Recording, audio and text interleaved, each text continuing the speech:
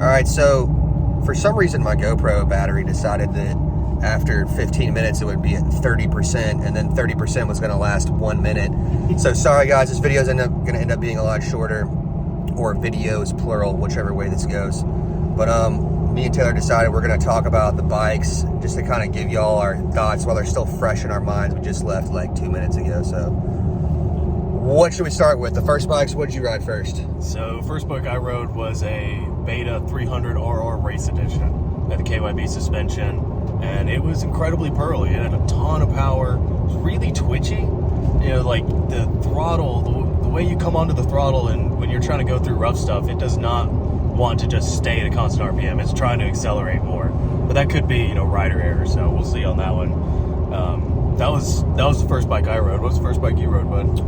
I'm gonna go with I'm gonna talk about the 300 because it wasn't the first bike I rode, but I had a totally different experience with that than you did. But it was like the fourth or fifth bike I rode, so I was more warmed up at that point. True. But I really liked the 300 Race Edition. It felt home to me because I ride a 300 already. The suspension felt smoother than the RRs. The Race Edition KYB suspension felt smoother. I felt like I could kind of tractor through stuff. The only bike that had a smoother power band was the X-Trainer, which I was extremely surprised by. We'll talk about that one next. It was extreme. I thought it was gonna be garbage immediately just because I thought it was like, you know, like a girl's bike or like a trials bike or, you know, whatever. But the suspension was super smooth and squishy, and it was, I mean, obviously you saw from the conditions, it was slick out today, so maybe that's why I felt, you know, more comfortable on it. Power delivery was super smooth. It wasn't all jumpy and stuff. I just put it in third gear, just blah, blah, blah, all over the place. What did you think about the X-Trainer? I loved the X-Trainer. I had one more comment about the 300 though, because that was the first bike I rode of the day. So that was probably why I wasn't very comfortable with it, because I hadn't gotten comfortable riding for the day.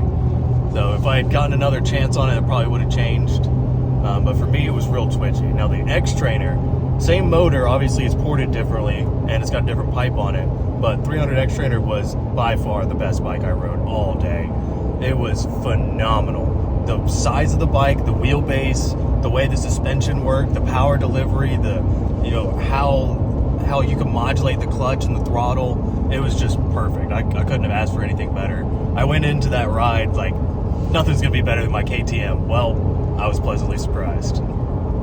I really liked the X-Trainer. I was pleasantly surprised. I thought I was gonna like the 200, which was the first bike that I rode, but it was real peaky, kind of lurchy, and I mean, I wasn't slow on it, but I felt like, I don't know, I was faster on a lot of the other bikes. So I don't know. I thought I was really gonna like it, but it did. It was a cool feeling bike. Someone told me it feels like a 125 with a 125 frame with a 300 motor, because you could just stick that thing in third gear and just lug it all over the place and not even have to clutch anything. It was a really controllable. It was peaky. I don't know. I'm torn between that one. I can't make up my mind. What do you think about the 200? The 200 was a fun bike to ride. The weight on it was incredible. Obviously, you love that. Like, as soon as you hop on it, you're like, wow, this thing is as light as a feather. So that 125 characteristic definitely comes through there. And then the 200 had plenty of power. I mean, you lug through in third gear and you do little log hops and things. You got to give it some clutch, but it had all the low end that I could ever really need for most trail riding. Not until you get into real extreme stuff would you need any more power than that. So all in all, great bike, awesome bike to start out on. The power maps were really cool too, so you could do like the rain, wet, traction control condition. You could also do full power sun mode. That was a really neat aspect that all the different bikes had. What was your favorite four-stroke? The 500. I love that thing. It was incredible. That thing was a wheelie monster. It was a bear in the woods, but it was so much fun. I couldn't stop saying that thing just plastered a smile on my face, and I could not peel it off. It was phenomenally fun. I hated the 500. It was straight garbage. I think I flamed it out twice. I got it in second gear, and I couldn't get out of second gear, and first gear was too slow, and like every bump it was trying to take off, and like every time I let off it was trying to throw me off the front because there was so much engine brake. I couldn't get into any type of flow. That was probably the slowest lap I made was on that bike. But the 350 RR Race Edition, I was surprised by that one. I figured it would probably be my favorite four-stroke, and it was. It is not as big of a piston, so there wasn't as much engine braking to where it's like every time you let off the brakes. That's the one that I can't stand about four strokes. I'm so used to riding mountain bikes now. you just let off and you coast, like on a 2-stroke. But that one, it wasn't too horrible. I just like started riding it and getting in the flow and getting in the groove without having to think about it and just ride the bike, which is what you kind of want. That's what I look for when I'm, you know, looking for a new bike. Just how easy is it for me to get into my flow? What'd you think about the 350 Race Edition? I like the 350 Race Edition. You know, for a practical bike in the woods, that's the one that I would choose. The 500 is incredibly impractical for what we do, but it's a ton of fun. Now, the 350, that has the perfect amount of power, the right amount of engine braking, it's not trying to throw you off the front, and then the Race Edition has the awesome KYB suspension. So I noticed a big difference on that comparative to like the 390 4-stroke, for example. It was not a Race Edition, and that one, it just beat you up going through the woods. The power was great, but I feel like if you're going to go for that amount of weight and that level of power, you might as well just go for a 500. Why not? Why not?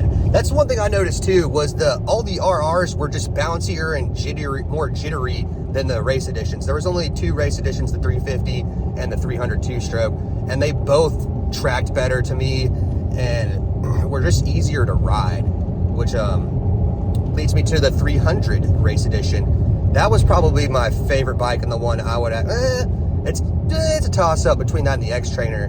The Race Edition 300, it's basically the same motor, it's just got a little bit different pipe and like pouring on it, so it was a little bit peakier, but like to me, I'm just used to riding a 300 anyways. That's what my YZ is. It's got a Eric Gord 200 or 295 kit on it, so I just put up in third gear and just just lugged it around like I'm used to doing it. It felt at home. That's the one bike out of all of them that I didn't have to think about the most for riding.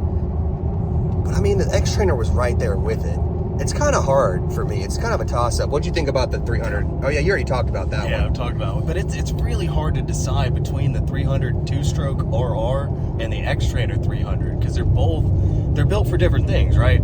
And like I said, you know, I was not warm when I first rode the 300, but I will say the way that it delivers power is nice and smooth. You're very easily being able to just accelerate and come out of corners the way you want to. The only issue that I had was the twitchiness on the rough stuff, but that could come with you can tune your throttle and all that kind of stuff. But and the suspension, oh my god, if you could tune it and make it a little bit softer for you know off-road riding, I feel like that would kind of cut down on the twitchiness a little bit. Exactly. What'd you think about the 250 RR? The 250 RR was a fun bike. That was just an all-around fast, fun bike. It made you want to ride up on the pipe. Like, you just wanted to wring that thing out, go faster, give it more throttle. That's all she wanted to do. So I really liked that bike. That was probably the one that I put down the best lap times on, just because I ride a 250 regularly, so I'm used to the way it rides. So yeah.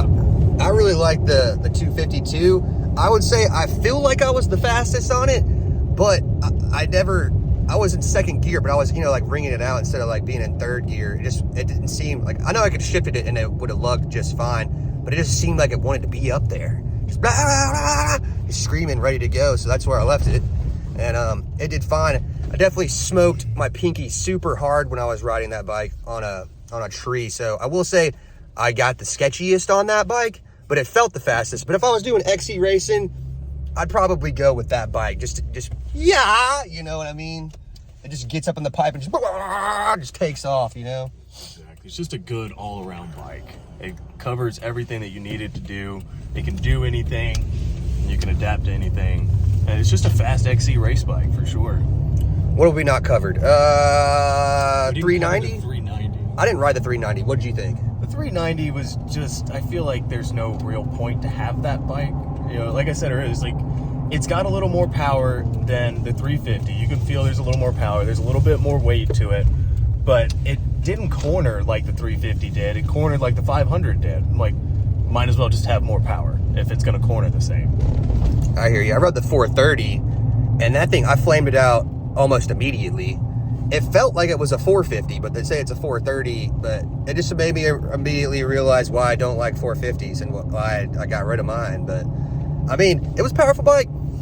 Suspension was still kind of all over, like just jittery, you know, just stock factory suspension or whatever. So I just didn't really jive with it super hard. That was probably my second slowest lap on that bike. What else what are we missing here? 200, 250, 300, 350, 390, 490, and then 500. That's all of them. Yeah, we covered it all. Sorry guys about having to, kind of fill in the gaps here with this outro video instead of actually having riding footage.